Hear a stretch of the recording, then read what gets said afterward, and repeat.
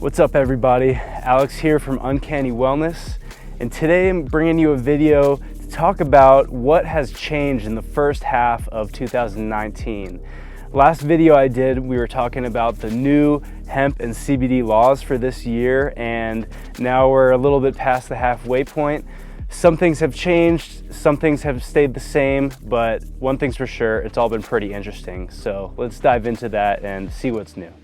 A few months ago, the FDA had some hearings about CBD to try to demystify and see what the public had to say about hemp and CBD.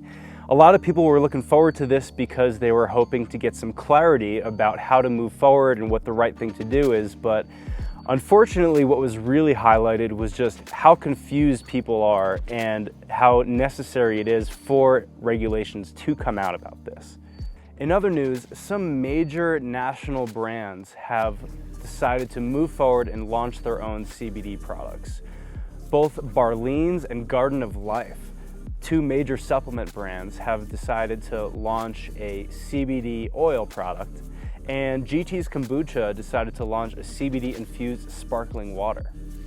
Alongside those brands are some major retailers that decided to move forward carrying CBD. We've got CVS, Walgreens, Rite Aid, Whole Foods, and Kroger that are all carrying CBD products. Most of them just decided to move forward with topical products instead of ingestible supplements, but places like Lucky's Market have been carrying ingestible CBD supplements for over a year now.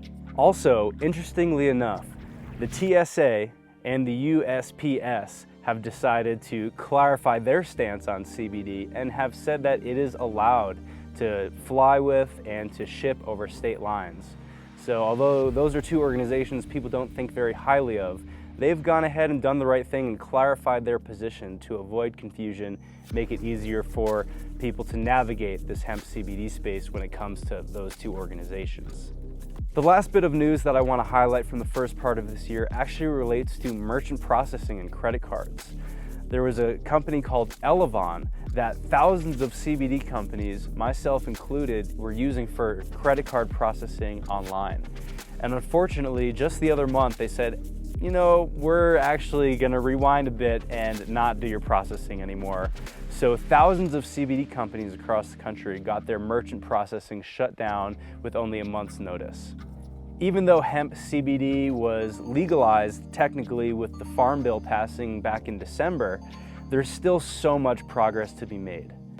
It's very much feeling like we do 2 steps forward and 1 step back. Major retailers start carrying CBD, but it's only topicals.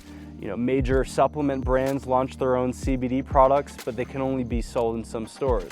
The TSA and the USPS say, hey, CBD is all good, but then merchant processing gets shut down for thousands of companies.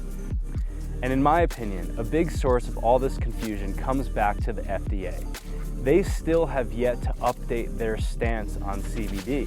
And because of that, if you go on their website and read what they have to say, technically, all CBD products in foods, drinks, and supplements are illegal. However, they have made it very clear and they have set the precedent that they are not enforcing that policy. It's more of a placeholder until they come out with proper new regulation. Instead, the only enforcement we've seen is from companies that make over-the-top health claims. It's the one thing you really can't do, but that's not unique for hemp CBD, that's the standard for all supplements. So this regulatory ambiguity is causing some problems. For example, Massachusetts recently released their own policy on a state level that mirrors the FDA policy. Now, the question remains whether they're going to be actually enforcing that or not, but as a state, they're just trying to do the right thing.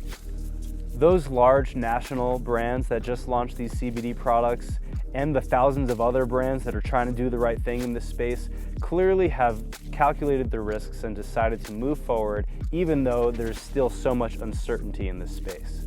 So going forward into the rest of 2019 and beyond, what can we expect to see? We'll likely see a lot of baby steps, kind of as things have been. 2 steps forward, 1 step back, really slow progress. The main issue comes down to the drug Epidiolex. Basically, there's a pharmaceutical called Epidiolex that's being prescribed for seizures, for epilepsy. And that's causing a lot of issues and is the source of a lot of pain probably for the FDA in updating their position. Because here's the thing, you can't go to the doctor and get a prescription for CBD and then go to the natural food store and pick some up as well. There needs to be a clear divide for what's pharmaceutical and what's allowed in natural products. So that's all I have for today's update. I hope you found that useful. If you did, please like this video, subscribe to the channel, and share this video with a friend.